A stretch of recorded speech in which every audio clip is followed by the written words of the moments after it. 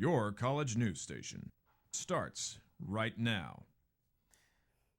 Good evening, Lutes, and welcome to News 9. I'm Devere Dudley. And I'm Natalie DeFord. Here's a look at our top stories.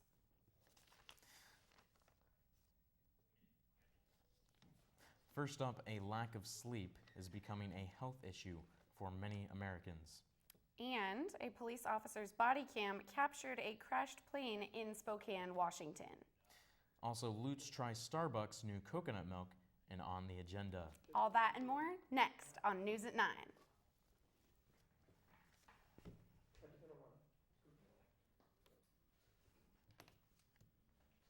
Google wants to help you find the best airfare deals. The search engine has launched Google Flights for travelers looking to save money. It features a calendar with the cheapest prices depending on the date you plan to travel. If you want to know when you want to leave but not sure where you want to go, Google also has an interactive map that shows you the prices for different destinations around the world. According to Google, 54% of people don't know where they want to travel when they decide they want to go for a vacation. What Google doesn't show is called a predictor chart, a feature that some other websites use to show whether prices will drop in the future. For the first time in 5 years, President Obama veto power. The president rejected legislation that would have given approval to the Keystone XL oil pipeline. The planned pipeline would transport oil from Canada to the Gulf of Mexico. Republicans aren't believed to have enough votes to override the veto. Advocates say the pipeline would create jobs, but opponents say there are too many environmental risks. The project has been under review by the State Department for years. A White House official said Tuesday it is possible that the president could approve the pipeline once that review is finished.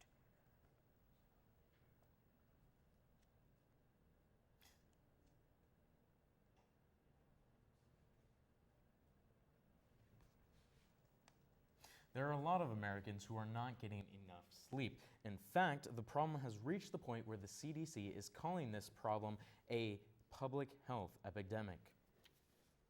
Teens may be the biggest victim of this problem that researchers at Columbia University are calling the Great Sleep Recession. They conducted an extensive survey and found that during a 21-year period, teens were getting less and less sleep. Teens should get at least 9 hours of sleep. The average is only 7. So what happens if you don't get enough sleep? It can cause you to eat more.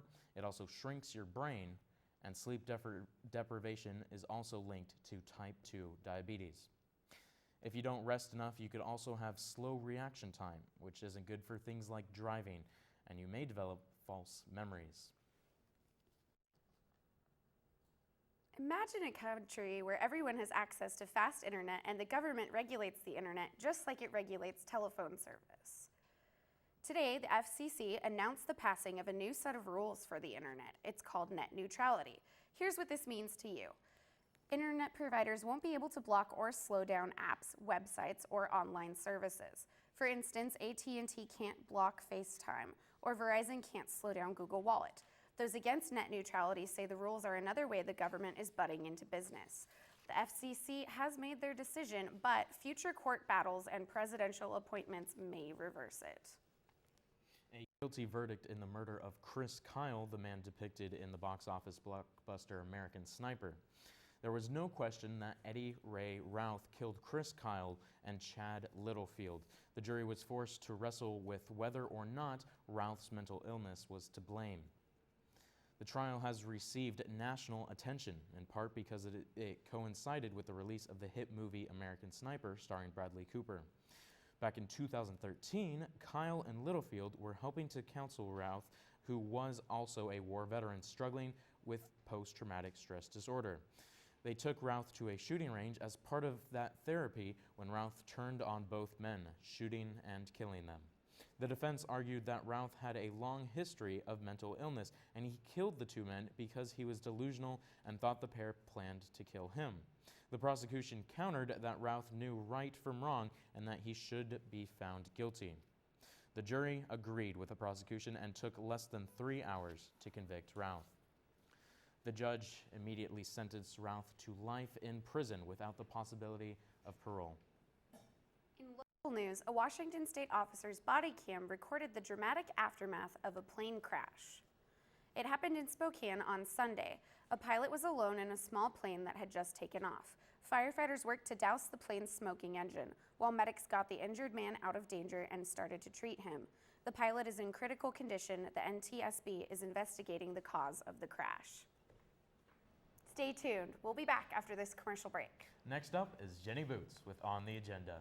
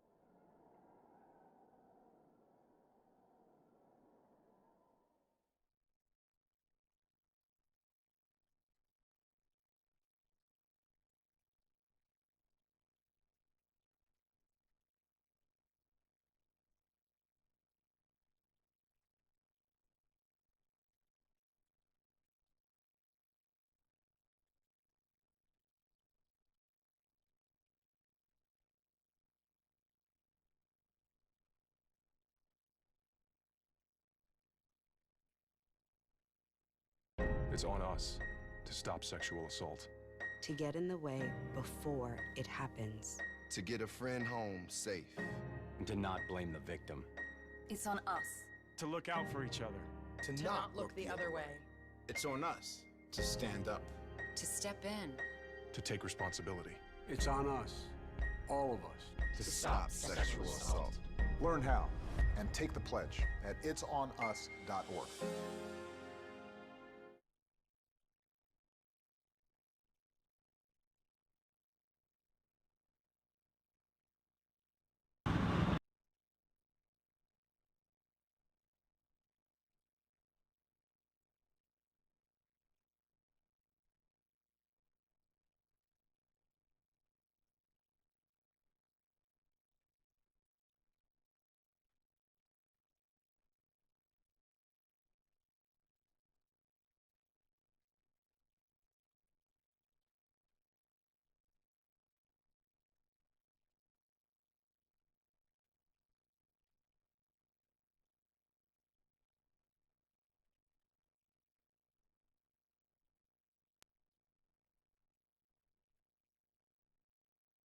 Your college news station starts right now.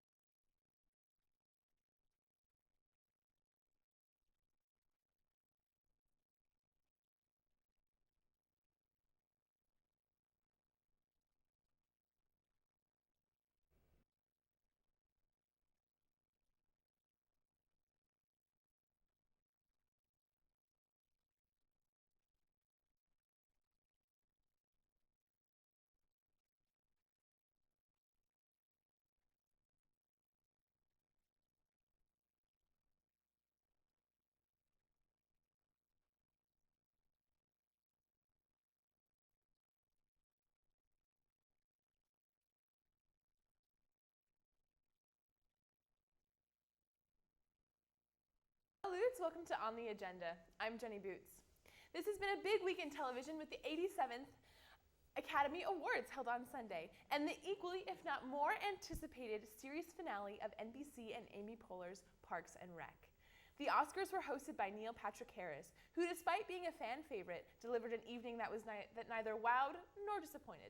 Pleasantly mediocre. The big award winners were Eddie Redmayne for his Best Actor performance in The Theory of Everything, Julianne Moore for the Best Actress in Still Alice, and the movie Birdman took home the award for Best Film. Easily the biggest surprise and highlight of the night was Lady Gaga's mashup performance from The Sound of Music. I was really glad to see Gaga back in the headlines, as I'm a longtime fan.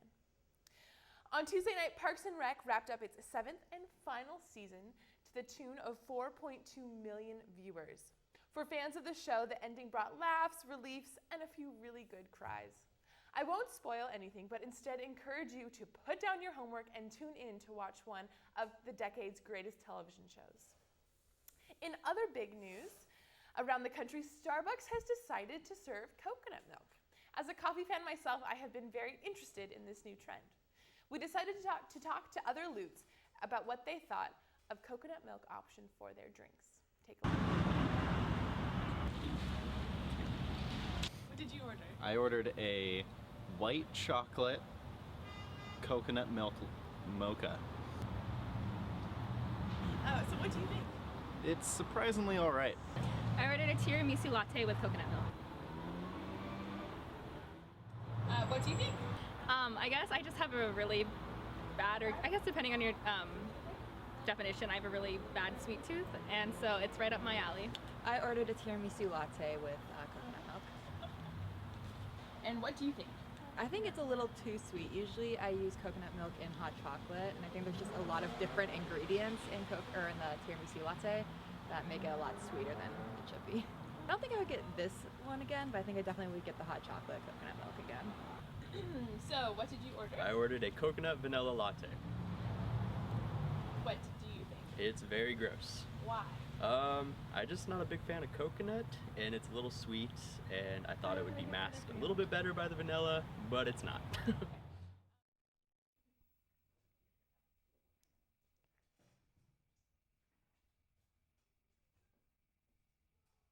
Looks like Starbucks may have some ex-lovers after all. Coconut milk is now available at all Starbucks locations for an extra 60 cents. Have you given it a try? Let us know what you think at massedmedia.plu.edu. So Lutes, whether you are ready for it or not, February is almost over. And with a new month brings plenty of new things to do. We are nearly 3 weeks to spring break, and in the meantime, check out some of the on-campus events, including the screening of the film Namibia 9 in the Karen Hilly Phillips Center for the Performing Arts, Saturday, February 28th at 6:30 p.m., or the screening of 50 Children, the Rescue Mission of Mr. and Mrs. Krause, held March 4th as a part of the Conference on Holocaust Education. And be sure to add PLU's main stage theater production of Steel Magnolias starting March 6th. Check out tomorrow's edition for the Morning Mast for more. Have a great weekend, Lutes, and now to sports with Sam and Austin.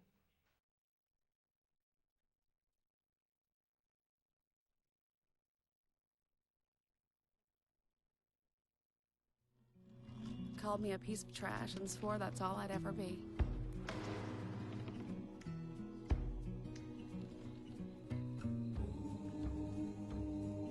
Said a bottle couldn't see the ocean.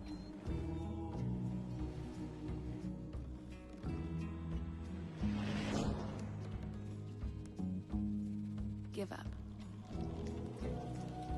Go back to the dumpster.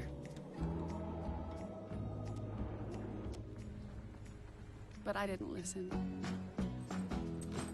I made my way.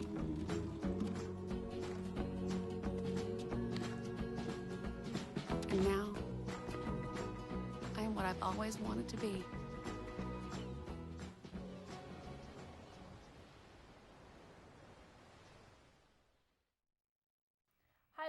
Hi Lutes, and welcome back. I'm Sam Lund. And I'm Austin Hilliker. Tonight we will update you in everything involving sports. The month of February is about to be over, and unfortunately, basketball season has come to an end. Both the men's and women's basketball didn't have enough in the tank to make it to the playoffs, and now their seasons are all wrapped up. Starting with men's basketball, the Lutes dropped both of their final games at home. To start the weekend, the men lost to Whitworth 68-39. The Pirates, who are ranked 19th in the nation, were too much for the Lutes to handle as they came in and overpowered our team in almost every category possible. The Lutes' leading scorer was first-year Dylan Foreman, who managed to put up 8 points, while junior Bryce Miller led the Lutes in rebounds with 5. On Sunday, the Lutes took on Whitman College and fell victim to another loss. It was senior night for the Lutes as the team honored Terrell Williams, Andrew Allness, Austin Trent Wilson, and Kevin McCrossan. But it wasn't a senior who played their best game of the night, as sophomore Kyle Sawtell tore up the night with 21 points and 5 rebounds. With the season now over, the men look ahead to next year in the hope for a better season. For women's basketball, things went pretty much the exact same. The women dropped both games. They first lost to Whitworth 75-52 and then lost to Whitman 78-47.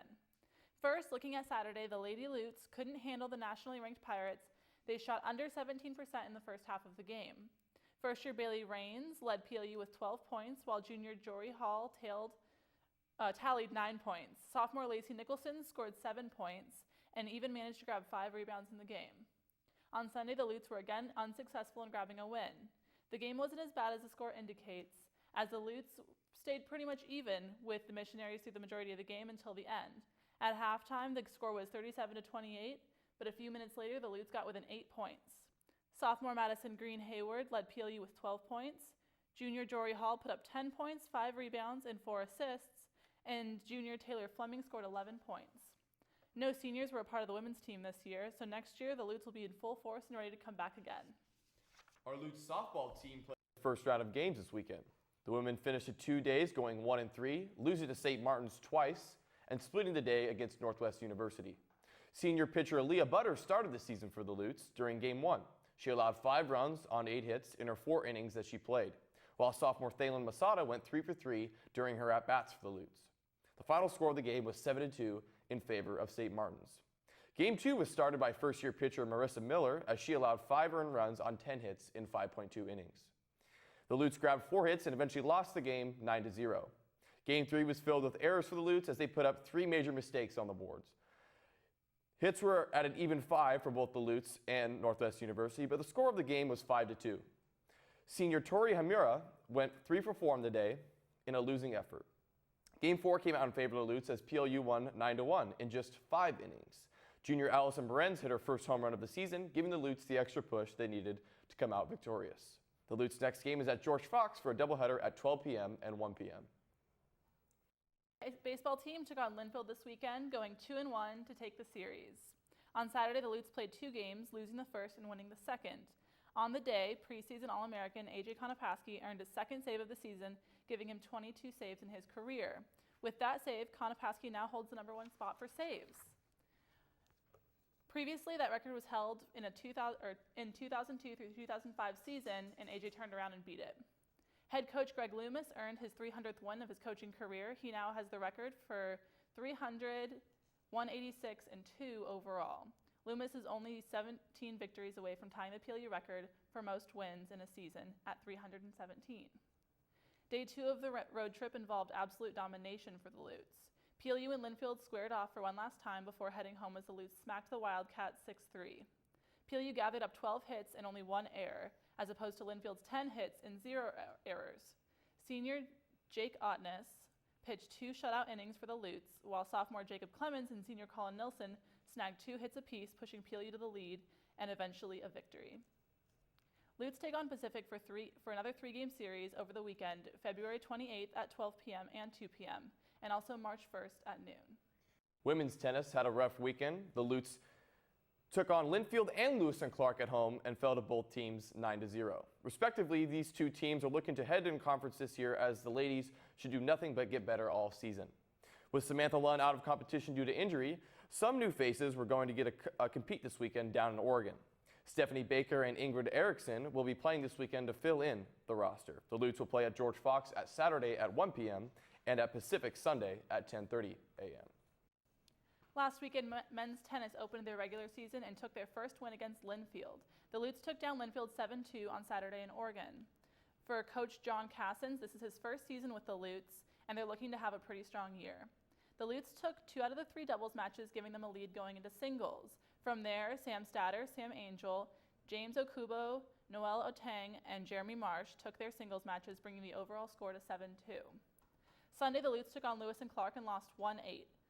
Lewis and Clark took all the doubles matches and all the singles matches except for Jeremy Marsh at number 6.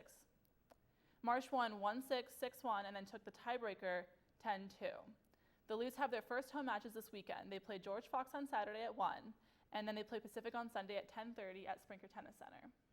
That is all we have for you tonight. You can find more information and news at our website at massmedia.plu.edu. For all of us here at News at 9, have a great rest of the night. Your college news station starts right now.